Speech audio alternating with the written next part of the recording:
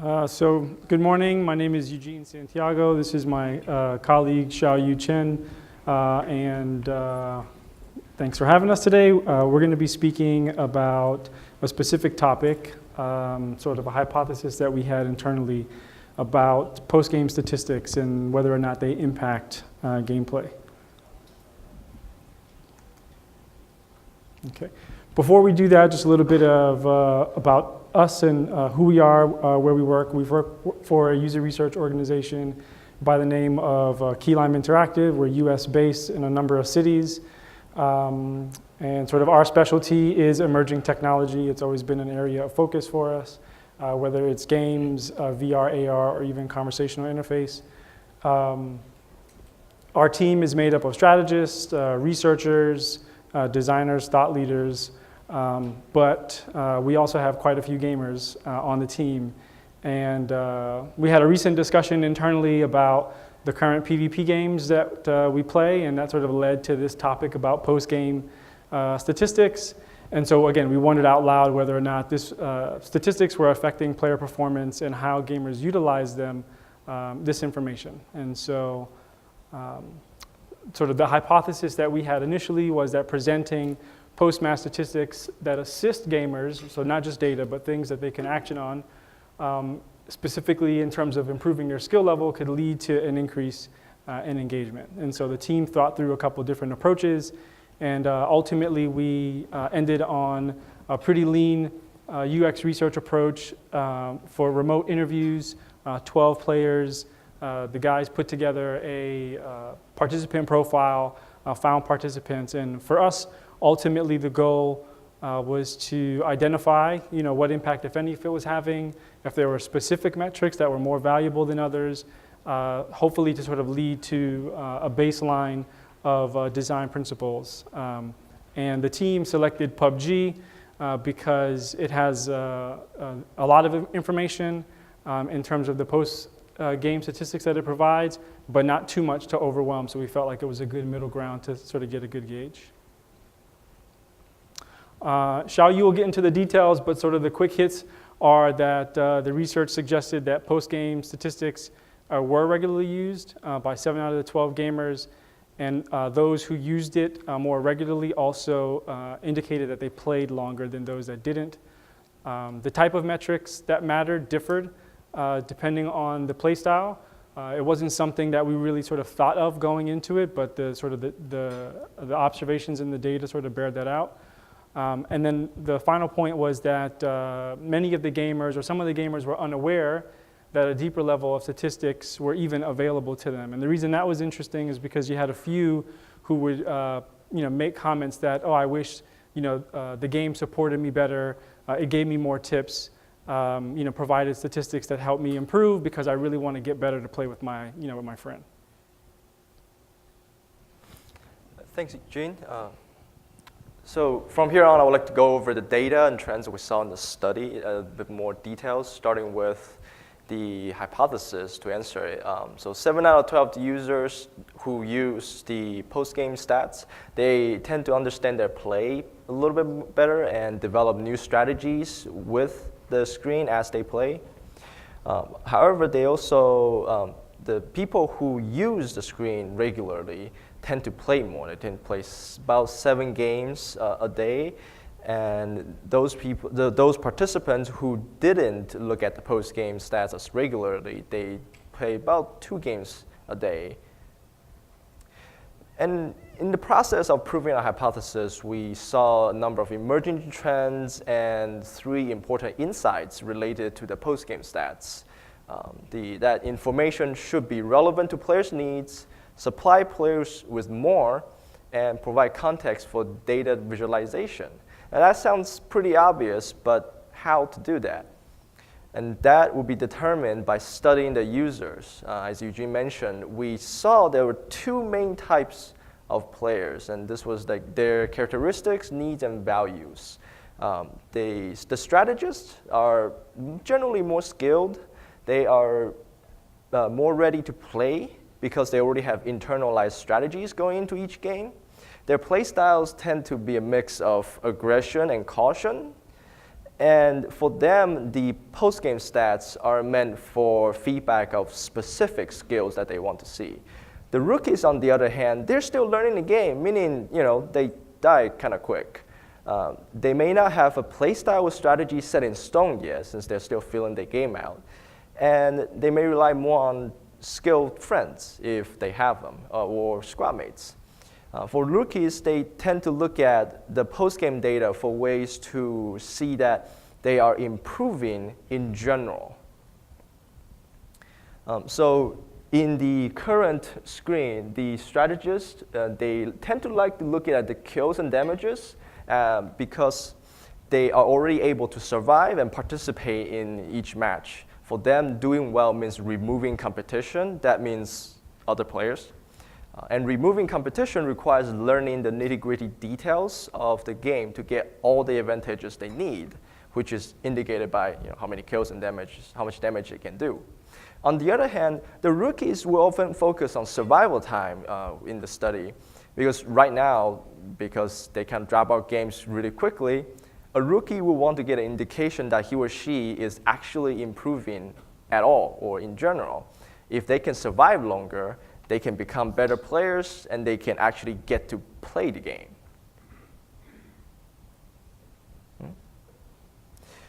In addition to the data already available, players usually want to see something extra that isn't already there in the screen. And what they specifically want to see depends on what type of players they are. The strategists, because they know the specific skills they want to work on, can wish for something very particular, like damage per each gun type, or a breakdown of how they got their ratings or score that sums up their performance. For the rookies, because they're still learning the game, they want something more foundational, something more general. One that was cited was distance travel in a match. And we also noticed something that applies across all the different player types, namely that the graphs are cool, but they need context. And this is specifically referring to the radar charts.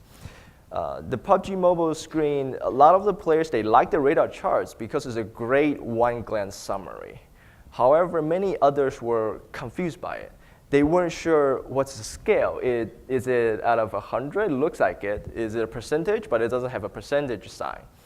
And they don't quite know what the criteria is that gave them all those numbers for each of the axes. And incidentally, that rating right there, out of all the 12 participants, nobody knew what it meant. They don't quite know. More importantly, though, even though all the players, many of them have uncertainties and they don't know what these data meant, what surprised me was they didn't look for any sort of clarification. They didn't look for the identities of these numbers. They didn't try to find out at all. They would either ignore the graph and just look at the data table to the right, or there were some that even just misconstrue the meaning of the graph and leave it at that. There were a few that literally realized what they thought was wrong when they talked to me, and they'd been playing for months, who knows how long. So now that we have an idea of how different players use and approach the post-match screen, we compile a small list of generalized design considerations that may help in providing post-game stats. Cool, thanks, Shao-Yu. So like Shao-Yu mentioned, we'll go through a couple of quick examples here to try to help illustrate some points. So I'm sure most, if not everyone, recognizes that this is Fortnite. And so it's a game that I started playing maybe a couple of weeks ago with my oldest son. He's 9. I play on my phone. He plays on the PlayStation. And so one of the primary observations is that as soon as your character is immediately eliminated, the focus is still on the gameplay, right? How's your team performing? Are you ultimately going to win, be victorious or not? It's difficult to see here. It's even more difficult on the phone, even though I've got an iPhone 7 Plus. But at the very bottom of the screen, there's a series of buttons, and one of them in the middle is view match status, which can very easily be missed. It's a really small sort of hotspot on the phone as well. But if you click it, then you get to the second screen here, and it gives you pretty basic information in terms of your number of eliminations, assists, your accuracy, how much damage you did, how much distance you've covered and that sort of thing. But again, still, roughly 2/3 of the screen really focused on the gameplay as an observer. But in addition to sort of the stats here, it's information, but in terms of context, it's lacking a bit in terms of how well you actually perform. So it's very sort of objective, factual based. All right. As you move and the match ends, if you still have the view match screen open, you get some additional context. So you get sort of your level, how many points you accumulated. But again, it's still rather basic. So from our standpoint, we feel like there's a lot of opportunity to really support the gamer better, right? So there's still no context of how you performed relative to your peers. In this scenario, it was a battle royale, and again, really difficult to see, I think, here on the screen. But at the top here, it says that you came in first out of 93 players, which isn't actually accurate in this particular case because it was just 2 teams. Your team won, but as an individual player, it's hard to sort of assess how much you contributed, how well you actually, performed relative to the rest of your teammates. Additionally, there's quite a bit of real estate here, and for anyone who's familiar with the game, there are daily challenges. There are different kinds of challenges that you can progress through. And within the game, within the gameplay, it doesn't do as well a job in terms of really allowing you to understand the type of progress that you're making, right? So that could potentially be another type of information that's provided to help, again, provide context to help keep the user engaged and wanting to improve further. So this next screen here shows 2 examples from Wargaming, Warships Blitz and World of Tanks Blitz. I play both of these on the phone as well. So similar to most PvP games, as soon as the match is over, the focus is still on the match. You get to sort of see how your teammates are performing. Like in Fortnite, you could sort of bypass this, go back to the main screen. But as soon as the match is over, instead of the impetus being on the gamer to try to seek information, both of these wargaming games show this sort of summary screen, post-match screen at the conclusion of the match here, right? So it gives you sort of the basic information in terms of your points, how much damage, how much credits you got, how many medals you earned, and the specific medals that you've earned. But it also provides you quite a bit of options to dig a lot deeper if that's something that you're into. And so, like Shao-Yu had mentioned, one of the things that we learned is that there's different play styles, there's different types of information that users individually find more valuable, and this is a good example of one that sort of supports multiple user types. These are 2 sample screens of the types of detailed information that's provided. The one on the left is from World of Tanks Blitz. Like Shao-Yu mentioned, it's going to give you, some accuracy metrics, the type of damage that you made. You can tab through sort of efficiency and credits and XP. And the one on the right is an example that provides a bit more context. So, how did you perform relative to your team as well as everyone else? So again, here the premise is that there's a lot of information that different types of gamers can leverage as they need so that they can fulfill their needs, because the needs do differ, generally speaking, as you sort of progress through the game and your proficiency gets better and better.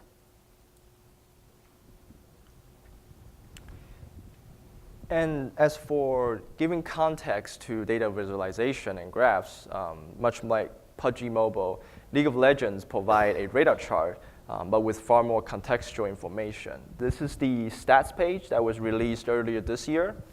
so it's fairly new, where a player, in this case me, it can examine their performance with a particular character in the game. And for every axis on the radar chart, it's also a pentagon. It is corroborated by icon to a graph on the right. So cross swords here means KDA ratio. In addition, and more importantly, I can compare myself against players of varying skill levels. That's what the icons here do. So that I can compare myself with progressive better skill levels and see how I stacked up. I can even compare against the best players of this particular character, and I just passed it. And in this case, I obviously get completely outclassed by the best player on the server. And that comparison can be extremely valuable. It gives me a sense of my performance, my levels, what I'm good at, what I'm not. And while the league stats page isn't post-game, it lives in a separate section by itself. A radar chart for post-game screen like PUBG's has that opportunity to compare against players with their immediate opponents. How did I do this past game? What did I do well specifically? How did I stack up against the people I just played? What should I do and what should I try to improve next? This design can let players answer this type of questions and hopefully make them a little bit more excited and raring to go into the next match. So a quick overview in terms of some of the things that we covered. Again, we learned that many gamers utilize match statistics to inform and guide their progress, but they do it in different ways. And so things that we learned was that the information should be easily accessible and not hidden. If you hide it, in most cases, it won't be found. People won't use it, and at minimum, you're missing out on an opportunity to sort of assist and sort of enrich the experience more. Again, not everyone sort of uses information the same way or the same type of information, and so being mindful of your different user personas, who they are, what their needs are, what they're trying to accomplish, and really thinking about whether or not your gameplay experience, in this case specifically the post-match statistics, if they're really serving and covering your user base is something to consider. Along those lines, supplying access to a variety of statistics can sort of assist in that, and then as Shao-Yu was mentioning, context is important. So not just data for the sake of data, but what does this mean? If I got X number of kills, did I perform well in general terms, sort of outside of what my individual capabilities are, or do I have sort of a long ways to go? And the other thing I wanted to mention is that I know a lot of the talks that we've been listening to today, including the one this morning, which was really good in terms of UX and how you integrate it into an organization. One of the things that we wanted to convey was, within a very short period of time, we were able to get some, directional information that, should be part of sort of the conversation as you're iterating, as you're designing. And so our company, Keylime, has been in business for about 10 years.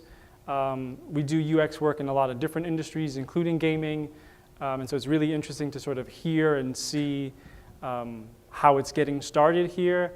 But I want to sort of present an optimistic, message in terms of, things progress. Integrating UX typically starts to happen, pretty quickly. It is about sort of convincing people and showing your worth in terms of how you can assist them in being successful. But at the same time, it isn't. I don't want people to think. I hear it often. People have perceptions that UX is costly, UX is slow, and in my experience, it's neither of those things. But it's still, it's still valuable, nonetheless. And in addition to everything I have said so far, there's actually a little bit more. There are more nuggets of insight from this small study related to how players adapt their strategies, how players strategize with their friends, and the role of PUBG Mobile in a player's social life, as kind of funny that sounds. And these findings will post it to our company's blog later in October. And in the meantime, thank you very much for being here and listening. Do you have any questions?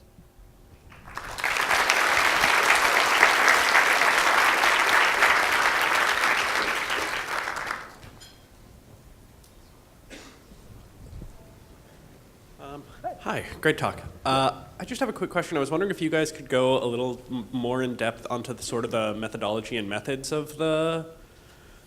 It seems kind of like you're presenting sort of a qualitative case study. I'm wondering if you could go a little more in depth of sort of how that methodology informed kind of coming out with these design. Sure. Yep. Yeah, so I can speak more on that. I wanted to do this quickly. And the study is small, 12 participants.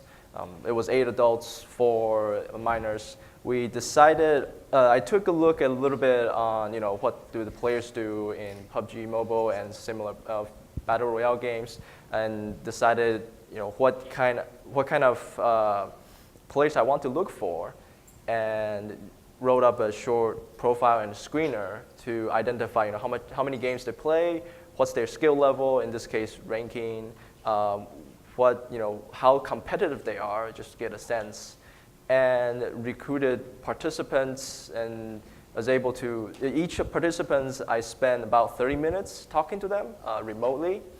And from that conversation, that comes with all the data. That's the part of the qualitative data. But in addition to qualitative notes, I wrote a screener of the questions I want to ask them, how they play, what's their opinion related to post-game stats, and what they wish to see, and things they do outside of the game that's related to playing. Do they look on YouTube? Do they go on forum posts? Do they play with their friends? I asked as much as I can think of. So that's the qualitative side, and we mixed it with a little bit of quantitative. So the screener itself have survey questions, like your scale, how do you like the game, what do you play, and mix all of that to kind of compare the two. Because I personally, as a researcher, I believe in the power of using both quant and qual to complement each other. The other thing to add is, in terms of the approach that was ultimately selected for here, for this particular sort of project, it should always be dependent on what your research questions are, right? And furthermore, I always like to think about, what does the stakeholder ultimately want to do with the data? If you're looking to validate some things, there's a whole list of summative types of research approaches that are best suited for that. If the questions are a lot more exploratory, where you're trying to understand, behaviors and why people do what they do, there's a lot more sort of formative types or generative types of studies that I would recommend employing. So we could have done, if the goal for us was to really learn more about behavior and sort of why they're doing things, we likely would have done something that was longitudinal, like a diary study or something like that. Versus this, we sort of had a very specific and hyper-focused hypothesis, so we just kind of wanted to get straight into it. So that's sort of a little understanding in terms of why this methodology was chosen versus something else. I'm going to come to this side, and then I'll come back to that side. I like it. Okay. I'm really, really interested. Thanks so much for sharing. I don't know, I'm not sure if you show these, but we have like 2 types of profiles, right? The strategist and the rookie that you mentioned. Did you select these, like the profile based on these internal profile as well? Like for example, when we were recruiting players, because as I remember, in this case, it wasn't. So because it's only it was the based on strategist. observation. Yeah. Okay. Yeah. So there was a more generalized profile that was created in terms of, for this one in particular, people that played PUBG Mobile sort of a certain amount of time, so that there was a level of familiarity. Yeah. We didn't want people who maybe would get sort of hung up on the gameplay aspect, since we weren't really sort of focused on that. So it just happened to be through the analysis and the observations that Shao-Yu had, people sort of identified themselves Okay. a particular way, and then from there, in the analysis, we started to sort of see these emerging patterns. So it wasn't something that we set out looking for, let's talk to novices and let's talk to more experienced players and see how they differ. It sort of naturally fell out that way. Yeah, no, just because you mentioned that you have these people that already played before. That's why it was confusing that probably you don't have a lot of hooks in this particular research. And the other thing, the question is, if you, in the questionnaire, in the interview, how structured it was? Like, did you just make questions on the fly, or did you structure it before? So going into the study, I had a discussion guide made up. I had a list of questions. I grouped them by what type of questions they are. But I also give the participants the flexibility to just generate conversation.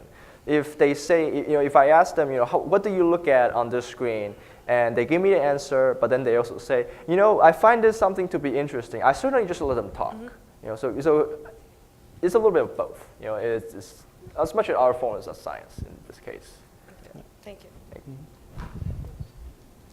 Hi. So my question's similar to the first couple, I think.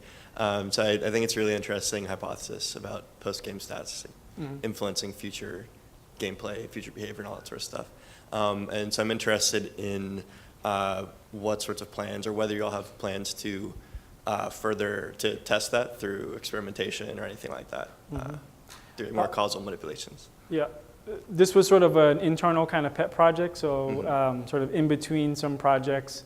It was something that we're based sort of in New York and in Miami, so Shao-Yu's in New York with a couple of other researchers, and so it sort of came out of that. So we're sort of consistently doing blog updates and that sort of thing. So yeah, I mean it's certainly something to consider. There's no definitive plans as of yet to dig deeper, but if it's an area of interest, then yeah, we'll check it out. Hey, I just had a question about what information you think is most relevant to your rookie players. And so the question was, do you think that the rookies really need information that is relevant to skill, that they really should have in order to improve? Or do you think that the rookies might, or some portion of them, might be players that aren't really interested in investing the energy required to become an expert? In which case, maybe the information they need is just a reinforcer that isn't relevant to skill, but will still increase player retention just because they get a little, some good feelings. Yeah, that's a very valid point. So the thing with this particular study is that we have a fairly small sample size, and those 12 people, right? So I would be the first one to say, don't take the pair types we have right now and just apply it to literally everybody, right? So in the ideal world, I would be able to spend more time with a bigger group of people and really identify, okay, out of the rookies, what do they really care about? Do they just want, ooh, I won? Or do they really want to okay, I'm going to try to beat the top PUBG streamer, right? So is that going to happen? Or so then what do they need in that case? So this is really just a start of the conversation in the grand scheme of things, and hopefully the conversation can keep going after this. And there's many questions to ask. This is a battle royale game. So what happens when I change PUBG Mobile to Fortnite? So what happens when I change PUBG Mobile to Dota 2? What happens when I only talk to players 30 years and older? Yeah. Directionally speaking, it seems like those that are starting off again are more sort of generalized in terms of what they're looking for. How long someone sort of stays in that stage, versus they sort of move out. We didn't really focus on that, so that's certainly an area to look at. For me, one of the things that I find sort of interesting or exciting is the fact that, as game designers and gaming companies, most are capturing this kind of information already, just not displaying it. So to me, I think of a future where you can identify and sort of time box when someone is sort of a novice and sort of continues to progress, and why can't you personalize to a certain extent or customize the type of information that you present, right? If you know what drives them, if you know what their goals and their needs are, why not serve them, what it is that they need so that they can progress? And then as they progress, then you can sort of deprioritize some of that and bubble up some other information that, again, they find useful. But a lot of that goes into understanding, why are they playing, what are they trying to accomplish, what are they finding valuable, that sort of thing, and then sort of helping them progress, as ultimately they want to or don't want to. Yeah, that's great. Thanks. Yeah, you're welcome. I'm gonna Take off your mic.